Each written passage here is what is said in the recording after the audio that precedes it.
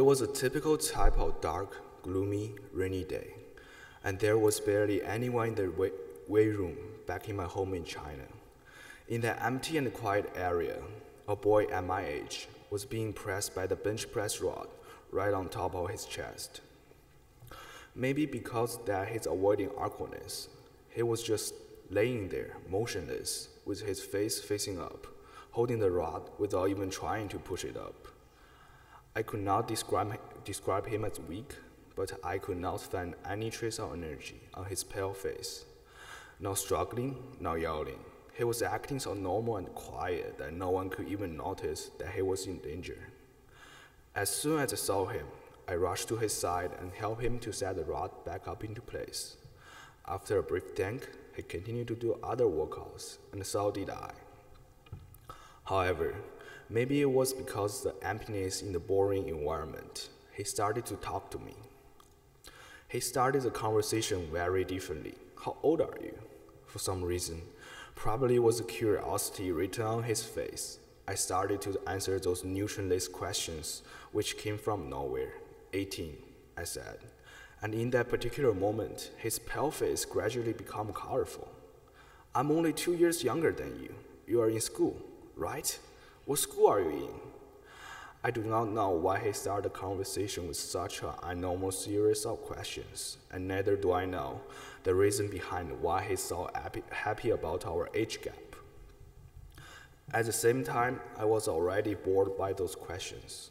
Regardless, I told him that I studied in the United States with shortest description possible and reached to a dumbbell with light shooting out from his eyes.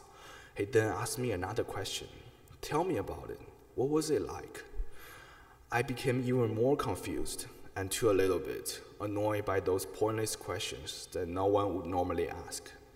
Therefore, after I described my school as brief as possible, I asked him about his situation so that I could continue to do what I was doing without even talking to him.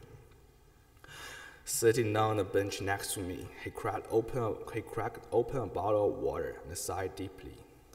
Then he told me that he had never gone to high school after the graduation of his middle school, which he didn't even attend. Because of his family's financial issues, he had to work full-time at a restaurant nearby so that he could earn enough to survive in this cruel society, and just for a tiny bit to support his family. Furthermore, he explained that he had no friend at his age, and that's why he was so glad to see me and even start an initiative talk. After, he said to me that he wanted to play soccer professionally. As a kid, he was one of the best players in his middle school team, but unfortunately, he was about to give up. There's no chance out there for me to play anymore. I came to the gym just to keep fit so that I could play if I ever have a chance. Now waiting for me to spit out a word, he continued. Just do not lose it at 16. I was shocked from the tip of my hair to the end of my toe. I sat there at the end of the bench for the rest of the hour after he left for his work. From the unbelievable maturity on his face to the tiredness curved in his eyes, everything that did not match this complete stranger's age taught me an unforgettable lesson. How cruel the reality is to strip all the dream out of the hands of a boy who is even younger than me, forcing him to work and give up what he has been dreaming about. This is more than the describing range of the word unfair. There are more than many ones living in the same world as we do, who have to give up what they have always been desiring about, and only to live as a member of the society, gradually being slowed down by the uncontrollable force. They stop running forward to chase what they have been desiring for so long and change their direction to what faces society. It is beyond sad to say how tired and mature this stranger boy is, and, well, I could do nothing to help. I have never seen this boy back into the same weight room again. For sometimes, I could even imagine him running on the grass field with his jersey shining under spotlights, but he does not have the chance of doing it anymore. Instead, He has to repeat his tedious and long job, which does not belong to his age. Moreover, from the pale, energyless face, I could see his tiredness toward a life without a dream. However, from light shooting out of his eyes when he mentioned school and soccer, I also could find how long he has been dreaming about those things that he cannot achieve. Sadly to say, he was forced to throw his source of happiness away and probably could never take it back. To admit, I could see it is true that countless people in the world have to miserably cut off their connection with their dreams and choose to do what could support them to live. However, comparing those people with us who currently go to TMI, I find out there are many privileges that we hold in our lives. One of them is doubtlessly school, which provide us with knowledge, and also we do not need to worry about our meals on our plate and clothes to wear every day. Moreover, we always have a platform that we could get all the resources we need for our dreams and people whom we can reach to help whenever we need them. Even without these things, I could still find there are many of us letting our first desire fading away as time goes on. Seeing how it is a complete luxury desire for the boy even to go to school remind me how lucky we are just for having what we have. For the boy, there is nowhere for him to start what he has been dreaming about. So that is no excuse for us to be simple-minded and continue what's comfortable just for the purpose to live. Therefore, no matter whether we want to become a doctor, a musician, a designer, or a scientist, we have to keep those dreams in our minds, cherish it, and do not let it ever slip out of our hands. Just like Will Smith said in his movie, The Pursuit of Happiness, you got a dream, you got to protect it. So, protect and cherish your dream because it's such a valuable element, which genuinely is the support that moves us forward in our lives. And hold it tight without losing it like the boy. Thank you.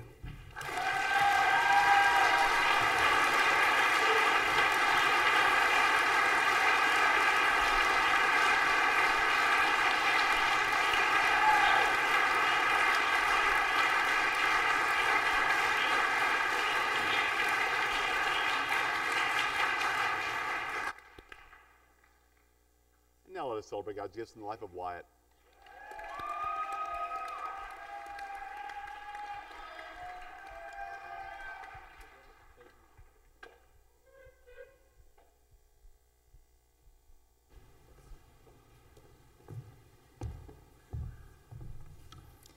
Earth is too loud. I know, ironic. Have you ever noticed that people never stop talking? I'm just as guilty of it as you are. For example, there's someone in this chapel talking other than me right now. And have you ever noticed that it's the most difficult to be quiet when it's asked of you? Like when Father Nate asked us to be quiet, and you can hear at least 12 people giggling. Probably because silence can be incredibly awkward. Have you ever gone on a date and simply run out of things to say? You can't decide whether or not to make eye contact.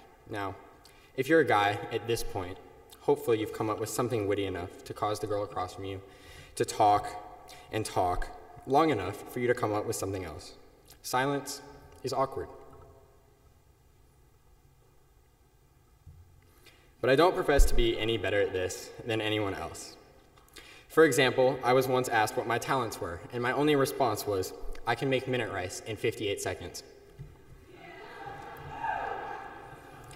Silence can be stronger than you'd think. The 6-month span from September to February has always been very important in my family.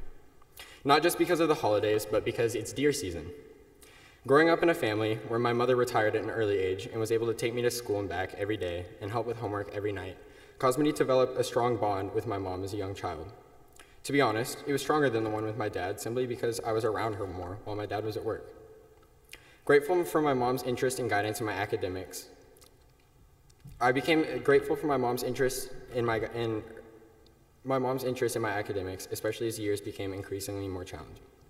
I used to go to Keystone, where the most exciting part of my evening was switching from math homework to science homework. I attended Keystone for 7.5 years. This constant in my life created a large amount of homework that my mom would inevitably help with. As an only child, those hours of not only helping me to do my homework, but forcing me to actually get it done established somewhat of a matriarchy in my nuclear family. My mom would raise the student that I am today. Hunting, however, was one of the few ways that I would really bond with my dad. Those rare winter weekends we spent huddled together in a 4x4 box with small plexiglass windows that slide open with a noise similar to that of nails on a chalkboard would prove to be very influential in our relationship. When hunting, you have to be very quiet. It's really quite funny how well you get to know someone, even when no words are spoken. At first, the bond was difficult to establish because my whole life I bonded with people by speaking at them relentlessly and listening far less often. This new playing field was uncomfortable due to my inability to stay quiet. I knew my father had shared this bond with his father when he was my age. Simple values allowed them to connect more easily over this subject. At a young age, my dad truly respected this sport, and from that respect, he created that bond. I did not initially find solace or pride in killing. It was no big deal to me. After shooting my first buck, I left my eye locked onto the crosshair, looking just past it to confirm my kill. The moment I had pulled the trigger, my dad looked directly at me and offered his fist for a bump. I looked over, and I accepted the bump, and looked back to locate my prey. He spoke in a normal voice for the first time since we had sat down, for he no longer felt the need to whisper. "Awesome, how was it? Are you nervous?" "Not really, no," I replied softly. His questions made me feel as though I was not experiencing something I should have been. Buck fever is what my family and friends call the adrenaline rush that fills you just before pulling the trigger. I never experienced this. We sat momentarily letting the animal pass in peace so that, in case it was still breathing, we would not startle it. However proud my dad was, I felt an inkling of disdain for not having felt humbled by the experience the way he first was. They say killing is one of the most humanizing actions a man can commit, but I felt no more human than before. But he couldn't have known I wasn't just there for the deer. I like to think I've become a better hunter, truly understanding the purpose. The hunt is not just for sport or fun, despite it being both of those things. With knowledge for inferior life forms, we have a responsibility to them to maintain their population. While the species may grow, the habitat will not. As a hunter, you also have a responsibility to kill your prey in the most humane way possible. So no, I don't only like to hunt because I'm on a quest to find the biggest buck. And no, I don't hunt out of cold blood. And no, I don't do it because I have to feed my family. I hunt because I like to sit in a 4x4 box for hours of silence with my dad. Thank you.